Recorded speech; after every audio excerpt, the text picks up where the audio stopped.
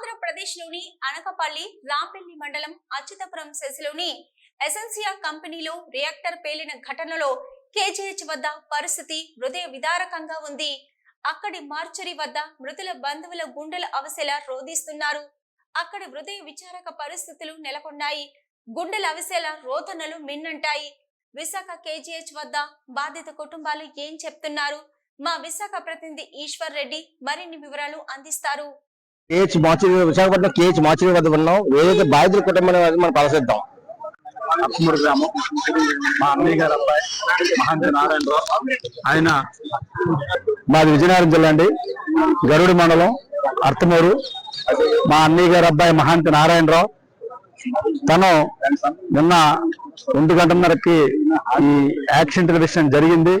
అయితే మేనేజ్మెంట్ నుంచి ఈ రోజు వరకు ఇప్పటి వరకు కూడా మీ అబ్బాయి ఇలా చనిపోయాడని కానీ లేకపోతే ఈ స్థితికి వచ్చిందని కానీ ఇప్పటి వరకు మేనేజ్మెంట్ ఈ రోజు వరకు మాకు ఈ క్షణం వరకు రాలేదు.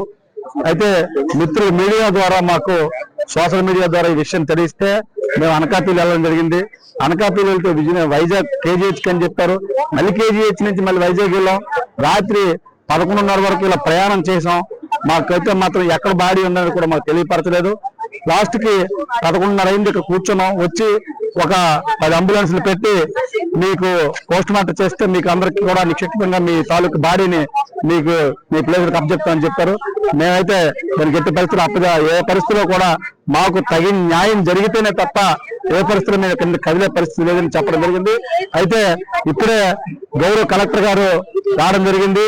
₹1 అయితే ఇస్తానమ్మని జరిగింది. కానీ ఏ ఒక్కరు కూడా ఆన్ పేపర్ కానీ లేకపోతే చెక్ రూపంగా కానీ ఇవ్వడం లేదు. చెప్పేసి వెళ్ళిపోవడమే జరిగింది. అయితే మేము మాత్రం ఏదైనా మాకు ఆర్థిక సాయం ఇస్తేనే తప్ప మేము ఇక్కడ కదలమని మీతో చెప్పడం జరుగుతుంది.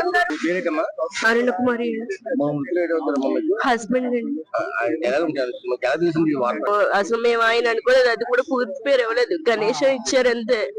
ఈయన కాకూడదు అనుకుంటున్నా వచ్చాం. కానీ ఎన్ని ఫోన్ కాల్స్ కంపెనీకి మొత్తం మా వారు నాకు 4 నెంబర్స్ నుంచి చేసి కంపెనీకి ఆ కంపెనీ 4 నెంబర్స్ కి కాల్ చేశారు. ఎన్ని ఆల్మోస్ట్ 150 టైమ్స్ అన్న కాల్ చేసి ఉంటాను.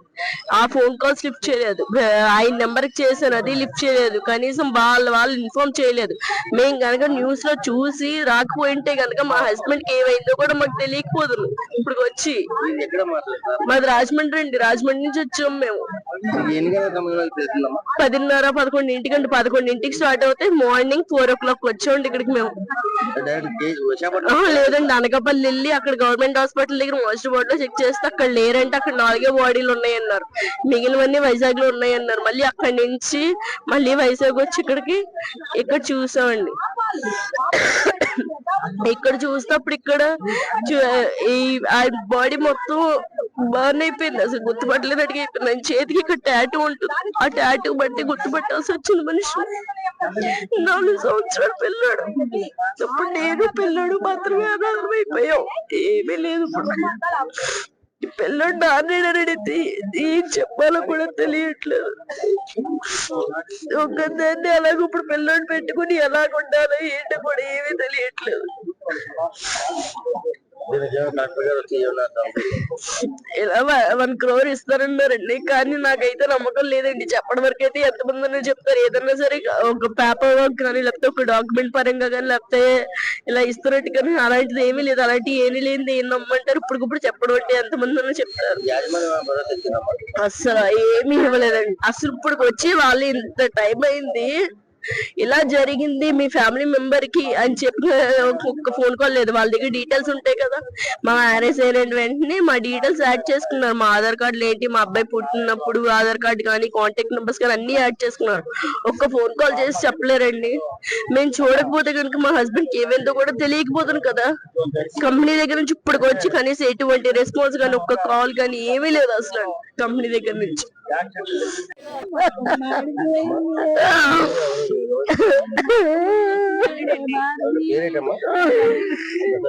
ప్రశాంత్ మాది రాయగడ, వీళ్ళు పొందూరు. పిన్ని నవ్వుతాను పిల్లకి. పిన్ని రాయగడ మాది. చెప్పండి అమ్మా, మీకు ఎన్ని గంటలకి ఈ ఘటన తెలిసి? అంటే ఇంకా బాగానే ఉన్నాడు కదా అనేసి ఏదో చిన్న దెబ్బలు తగిలేగల అనుకున్నాం, కానీ నైట్ అయితే తెలిసింది చనిపోయాడు అనేసి. అంటే మీకు ఎవరైనా ఇన్ఫార్మ్ చేశారమ్మా మీకు చనిపోయారని? లేదు, లేకపోతే టీవీలో చూస్తుండగానే తెలిసింది మాకు. అమ్మా మీకు ఏడవుతారమ్మా మృతులు?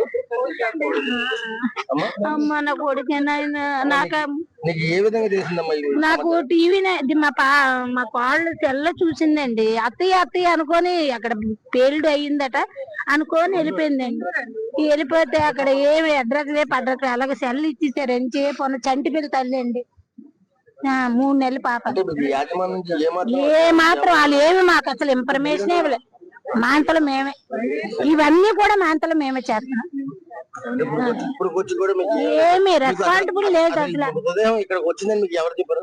ఉదయం ఇక్కడికి వచ్చిందని ఉంటే అక్కడ లేవు, ఇక్కడికి వచ్చి నెతుతున్నా. అక్కడ నెతికారు కొంతమంది, ఇక్కడ కొంతమంది. మాకు చెప్పలేదండి. నా కొడుకు ఫ్రెండ్స్ ఆ అనకాపల్లి ఇక్కడ ఈ హాస్పిటల్ లో నిలుపుకున్నాం. ఇప్పటికి తేలింది.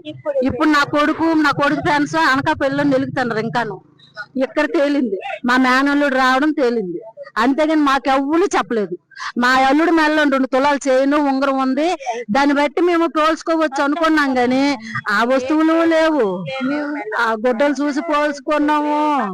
మేమేటి వస్తువులు ఉన్నాయి పోల్చుకోవచ్చు అనుకున్నాం, గాని మాకు ఆడిపోతుందని మేము అనుకోలేదు.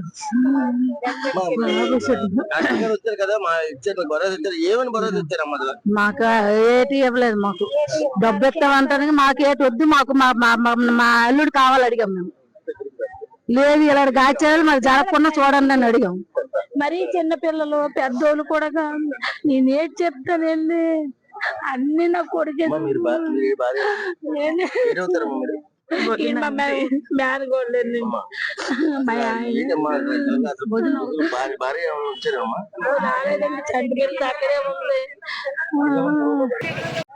ఏదైతే బాధితులు బంధువులు ఉన్నారో వారు ఏదైతే ప్రభుత్వం ఇచ్చిన హామీలు మాకు లిఖితపూర్వకంగా కావాలి.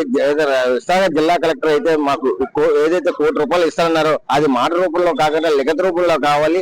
అలాగే దాని పూర్తి హామీ కదా. అలాగే మృతదేహాలు తీసుకెళ్లేటప్పుడు కొద్దిగా వాళ్ళకి డబ్బులు కూడా ఇవ్వాలంటూ డిమాండ్ చేస్తున్నారు. కెమెరామెన్ సంతోష్ తో ఈశ్వర్ రెడ్డి, D5.